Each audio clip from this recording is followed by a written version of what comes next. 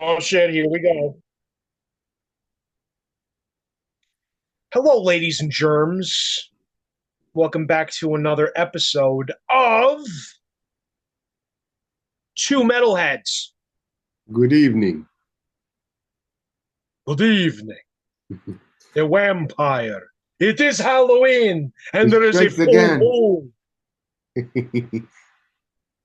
He came There back. is a full moon that you can bark at the moon. Oh, I thought something else was coming there. A full moon meaning your butt. Is that what you are waiting for? No, I saw you For go the like this. vampire to fuck your butt on Halloween? I saw you go like this, and I went, "Uh-oh."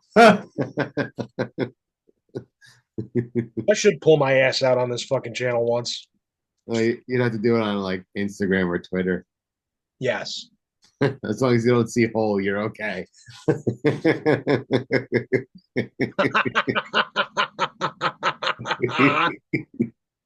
No chocolate starfish or the hot dog flavored water. So we're going to open up some Kiss cards today. I'm excited for this.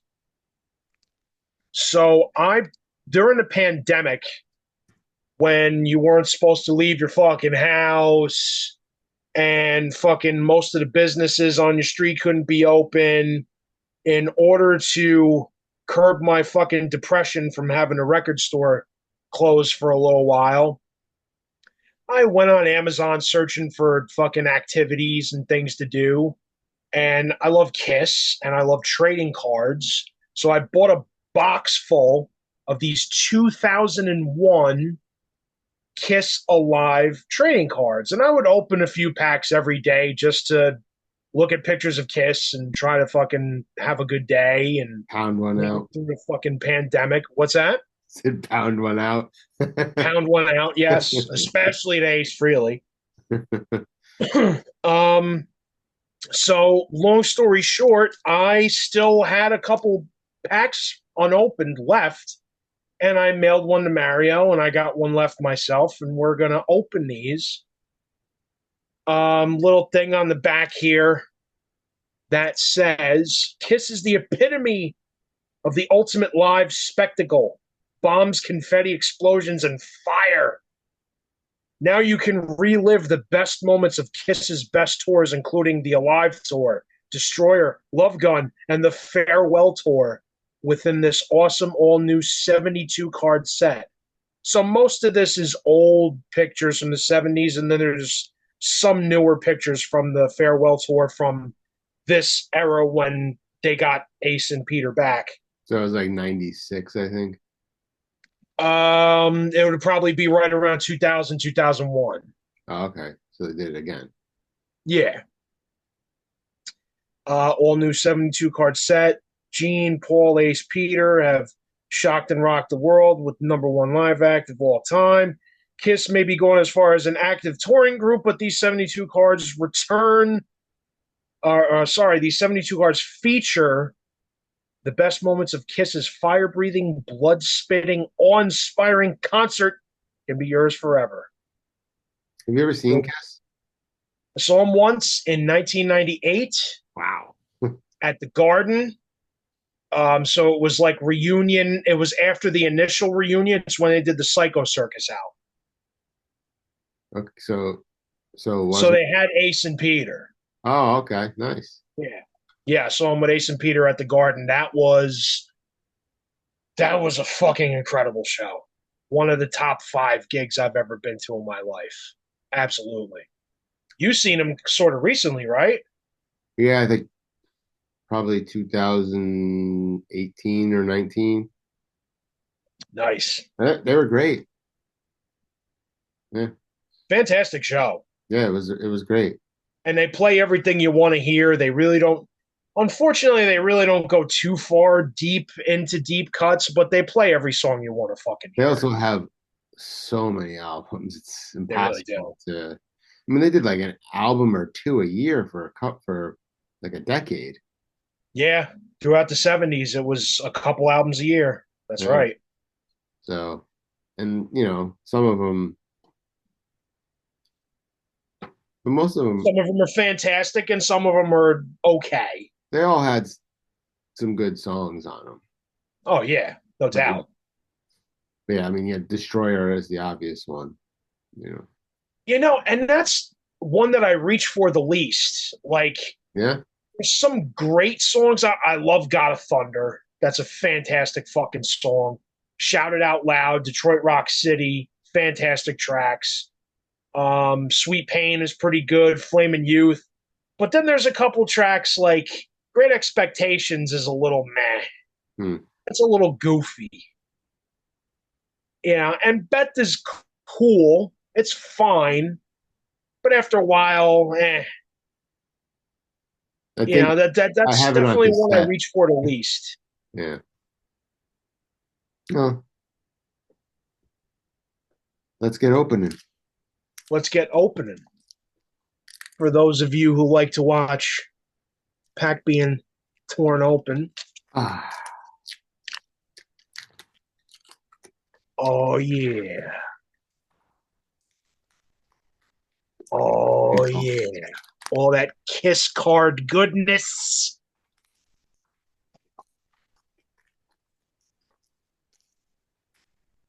all All right. right. You Wait. go first. What do you got? All right. Let's What do see. you got? I have.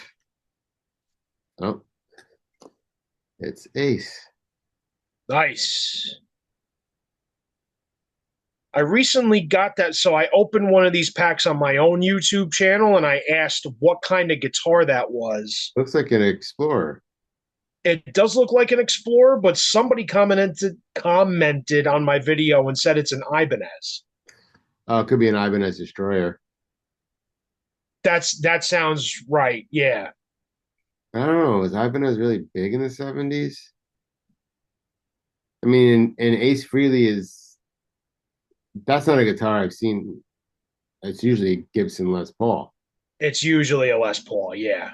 And you would assume if he's endorsed by Gibson, he's probably not playing an Ibanez.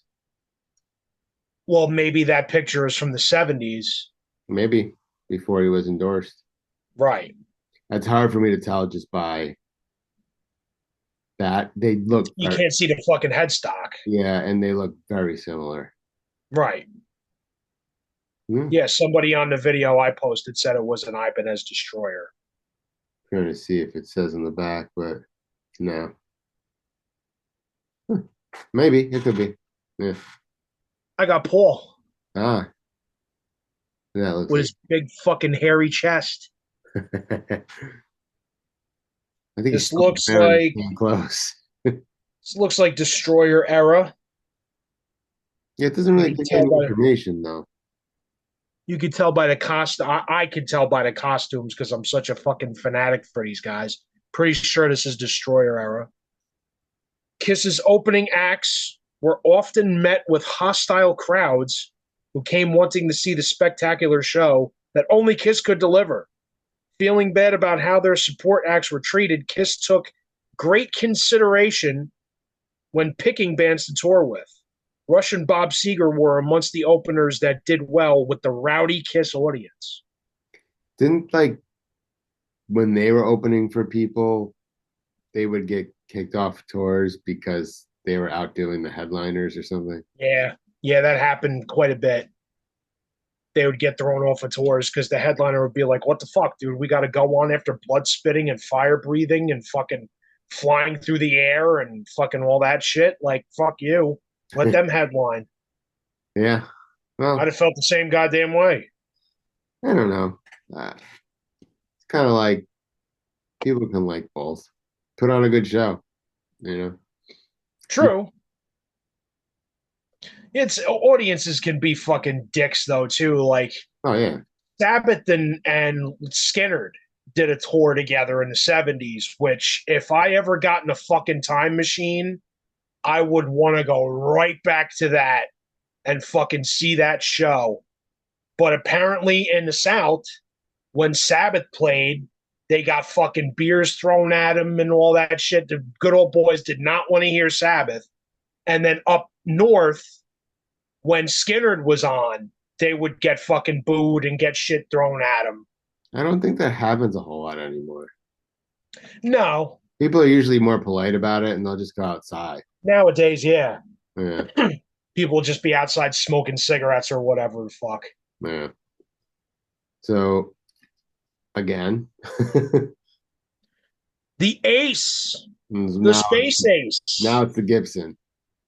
There you go. That's the classic fucking pose, the classic guitar. Fuck yeah. Does the Dynasty tour. Nice.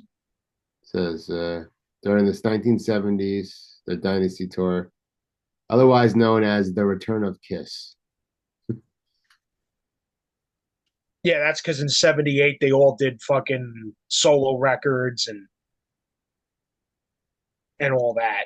Hmm. So Dynasty was the return of them actually doing a full record together. I've got the God of Thunder. Those red pants? It's glare coming. He's got Yeah, like the lighting. reflective.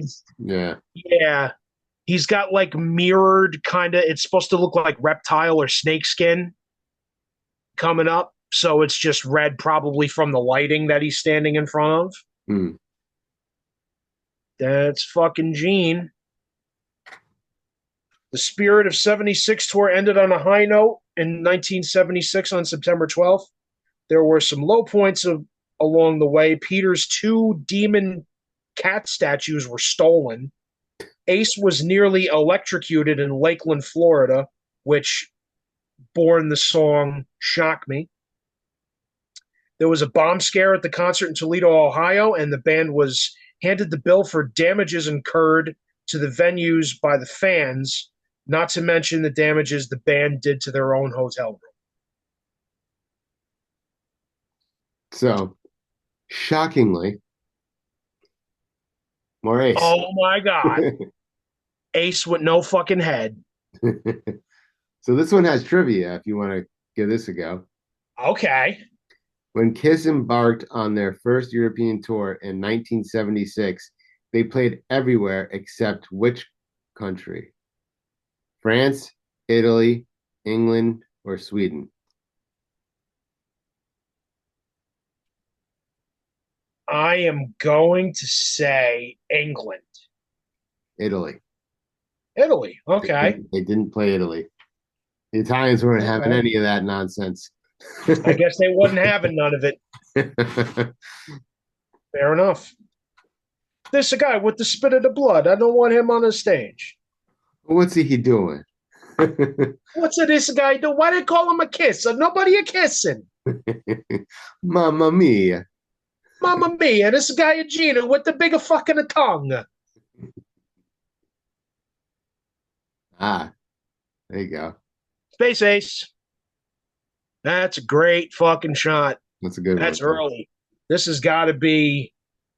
This has got to be alive or destroy. Could be destroyer. No, it's not destroyer. Great shot. It's a good one. Ace was born Paul Freely in 1951 in New York. While Kiss was known more for their explosive stage show, no one could doubt the musicianship of the self-proclaimed Space Ace, who dazzled audiences with his sizzling leads and smoking Les Paul guitar. Ace's staggering stage strut was no act. He was known to trip upon the stage quite often. Yeah, because he was probably drunk. Exactly. Fucking hammered. Oh, okay, now I got something else, but of course it's another guitar. Paul, Nice. Good pick. big poodle hair. Yeah, that's early too. You could see with the makeup running like that, that's probably a live era. Yeah, and I have more trivia. So Okay. if you could get this one. Which song has never been performed live from blah, blah, blah, blah. Which song has never been performed live from Kiss Destroyer? Flaming Youth, Great Expectations, Shout It Out Loud, or Beth? Great Expectations. Yes. That's what I would have guessed too. Yeah. Yeah. It's a shit song. Shit song on an otherwise decent album. Yeah, that's a good one. Paul Stanley, that what a good shot that is. I would love to have that on a poster of that. See, he plays an Ibanez. Yes, he does. The Iceman. In fact, I have an Iceman here somewhere. Nice. I'm fixing it for somebody. So Oh, you fixing it for Gene? yeah, Nice. yeah. Trivia, Ooh, true or false? Kiss first played Budokan Hall, Japan on their Destroyer tour in 1976. hmm. That's a true. False. Huh.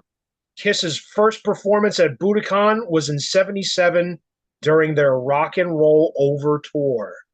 And I have a problem with that answer because Rock and Roll Over was released in 76. Unless the tour went over into January or February, I kind of have a problem with that answer. Hmm. No, the tour could have went over. Could have. But No, again, 77 was a year when Kiss released two records. They put out Love Gun and Alive too. no. Hmm. This is a good one. Oh, great picture. And Fucking awesome. it looks like Paul is playing a flying V there. Yeah. Yeah, he busts out a V here and there, especially back in the day. Kind of cool. Uh, even though Kiss was under pressure from Casablanca to record a new album that would surpass the achievement of Alive, the band also knew that the public now accept would expect quality and originality from them. Oh, I mean, wouldn't you think that all the time? Uh, oh, that's when they okay. Uh, Feeling as though their previous studio albums failed due to the rush recording, the band decided to take their time and experiment with ideas they never had time to do before. Resulting in the Destroyer record. Yeah.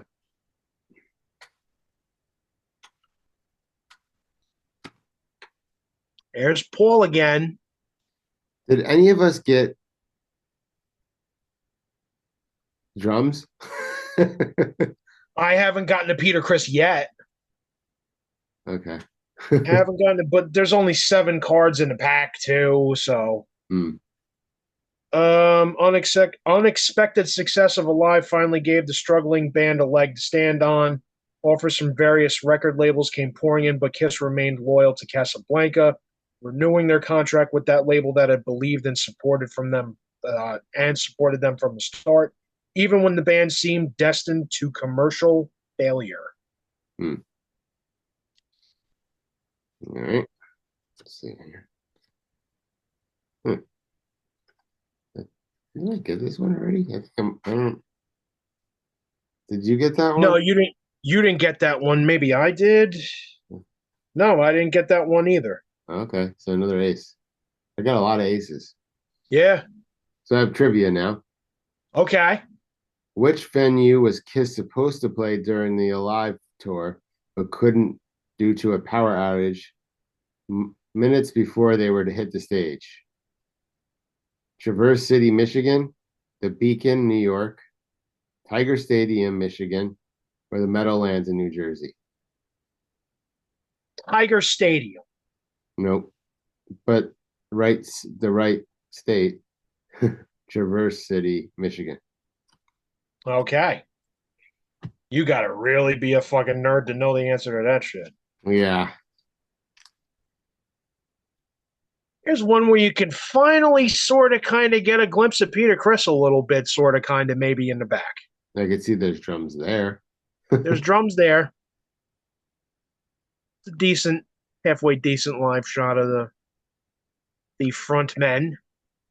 And I got trivia. Ooh.